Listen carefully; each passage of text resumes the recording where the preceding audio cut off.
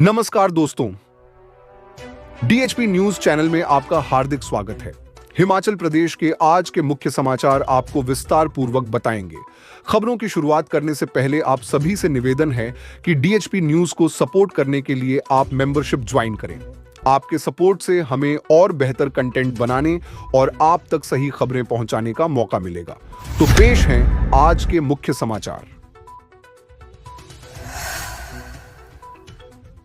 राज्यपाल शिव प्रताप शुक्ल बोले, केंद्र से तालमेल ही हिमाचल में खोलेगा विकास की राह।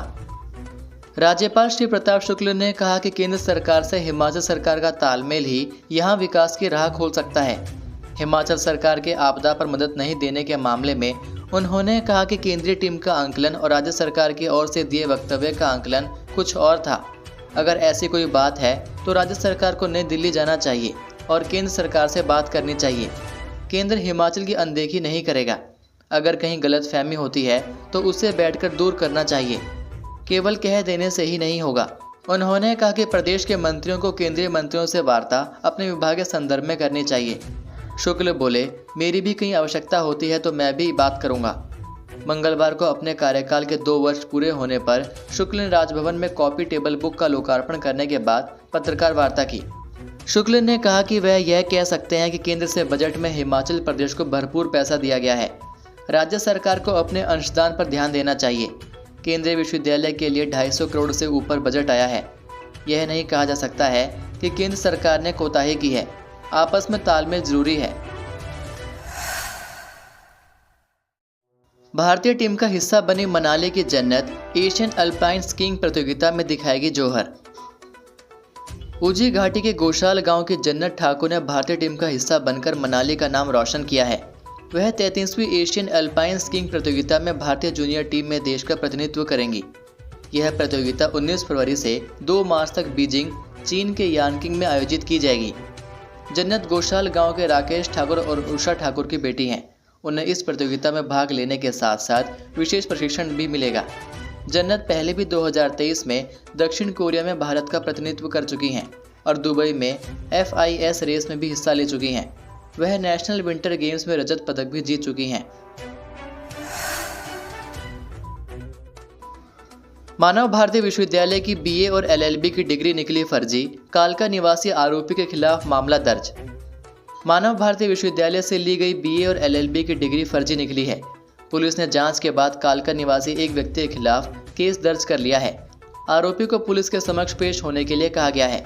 पुलिस के अनुसार सुनील दत्त निवासी कालका, जिला पंचकुला, हरियाणा ने पिछले साल 20 जनवरी को पुलिस थाना धर्मपुर में रिपोर्ट दर्ज करवाई थी कि कालका निवासी महेश शर्मा ने मानव भारती विश्वविद्यालय सुल्तानपुर सोलन से BA व LLB की फर्जी डिग्री हासिल की है। शिकायतकर्ता ने बताया कि इन्हीं फर्जी डिग्रियों के आधार पर महेश ने बार काउंसिल पंजाब एवं हरियाणा में खुद को पंजीकृत करवाया है। उसने मानव भारती विश्वविद्यालय से शैक्षणिक सत्र 2010-13 में BA की डिग्री हासिल की, जबकि इस विश्वविद्यालय में BA स्नातक का पाठ्यक्रम वर्ष 2014 से शुरू हुआ था। इसके उपरांत BA स्नातक की फर्जी डिग्री के आधार पर उसने मानव भारती विश्वविद्यालय से LLB की भी डिग्री हासिल की और इन्हीं जाली दस्तावेजों के आधार पर उसने बार काउंसिल पंजाब हरियाणा में अपने आप को पंजीकृत करवाया। मामले की पुष्टि करते हुए SP सोलन गौरव सिंह ने बताया कि आरोपी महेश की MBU से जारी BA स्नातक शैक्षणिक सत्र 2010 से 2013 की डिग्री की जांच करवाई गई तो पाया गया कि शैक्षणिक सत्र 2010-13 के दौरान मानव भारती विश्वविद्यालय में BA स्नातक कोर्स की मान्यता ही नहीं थी।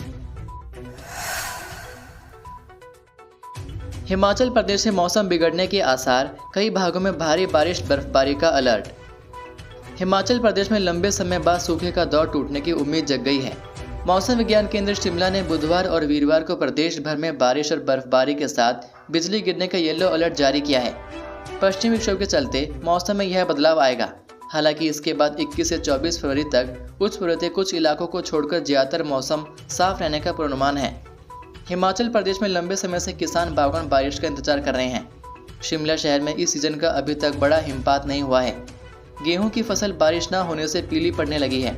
उधर फरवरी में अब तक सामान्य से 73% कम बारिश हुई। सिरमौर जिले में सबसे कम -97, बिलासपुर में सामान्य से -91 मिलीमीटर कम बारिश हुई। कुल्लू में 50, मंडी में 61 और शिमला और कांगड़ा में 83% कम बारिश रिकॉर्ड हुई है। कॉलेजों में 1 मार्च से होगी यूजी की प्रैक्टिकल परीक्षाएं, विश्वविद्यालय ने जारी किया शेड्यूल।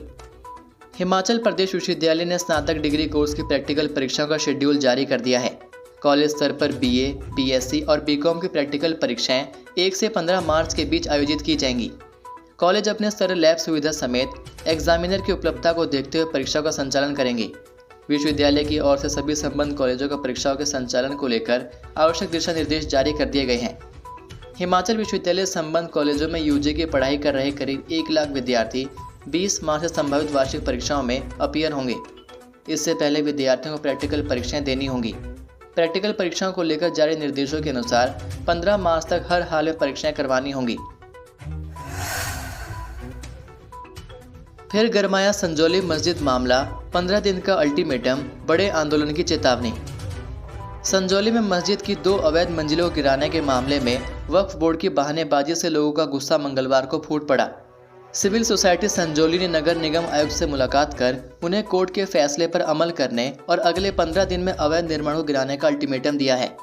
सिविल सोसाइटी ने 2 टूक कहा है कि अगर इस अवधि तक अवैध निर्माण नहीं गिराया गया तो बड़ा आंदोलन छेड़ा जाएगा।